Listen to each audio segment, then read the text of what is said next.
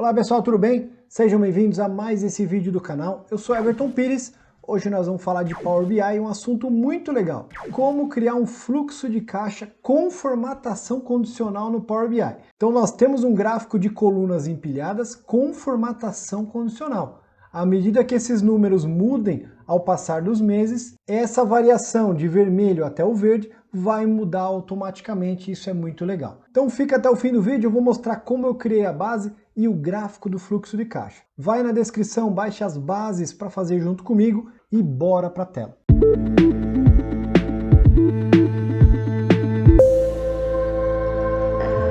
Antes de fazer o gráfico do fluxo de caixa, eu vou mostrar qual foi a base que eu utilizei. Para esse vídeo eu preferi fazer o tratamento da base aqui no Excel. Em outro vídeo nós vamos fazer diretamente no Power BI. A base é muito simples, nós temos aqui as datas e nesse caso nós vamos simular o ano 2021 inteiro. 1/1 de 2021 até 31/12 de 2021 de determinada empresa. Depois nós temos os valores e para simular os valores eu utilizei a função que eu adoro, aleatório enter. A função aleatório enter, ela pede um valor mínimo e um máximo e traz valores aleatórios. E dessa forma eu criei variações em diferentes meses. Para piorar o fluxo de caixa e para melhorar depois, bastou ir mudando aí as variações dos números. Para ter os dados de entrada e saída, bastou criar a querida e famosa função C. Se o valor maior ou igual a zero, é uma entrada, do contrário, uma saída. Então foi assim que eu criei essa coluna.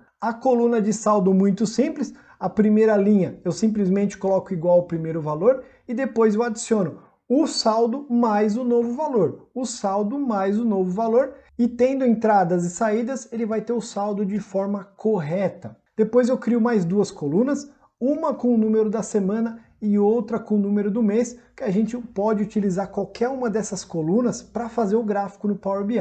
Depois disso é só fechar e levar essa base para o Power BI. Aqui no Power BI basta baixar a base que nós criamos no Excel, base fluxo de caixa 2021. Para criar esse gráfico de fluxo de caixa nós vamos utilizar este visual, gráfico de colunas empilhadas. Quando eu clico nesse visual, ele vai aplicar de forma fantasma aqui na minha tela, pois não tem nenhuma informação relacionada. Eu vou deixar ele bem grande aqui até o final do meu relatório, centralizar um pouco mais na minha tela e preciso entender quais são os campos disponíveis desse visual. Nós temos aqui o eixo, legenda, valores e múltiplos pequenos. Para este exemplo, nós vamos utilizar apenas dois campos, os valores e o eixo.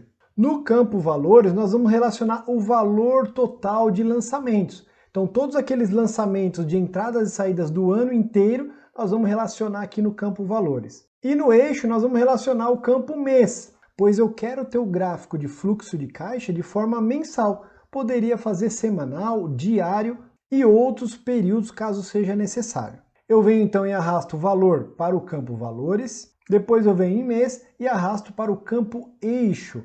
Olha o que aconteceu. De forma muito simples, eu já tenho o gráfico do fluxo de caixa. Ele ainda está muito bruto, mas eu já consigo ver quais meses eu tive um fluxo positivo e quais meses eu tive um fluxo negativo. Para melhorar esse gráfico, a primeira coisa que eu vou fazer é vir aqui em formato, depois eu escolho a opção rótulos e vou ativar os rótulos.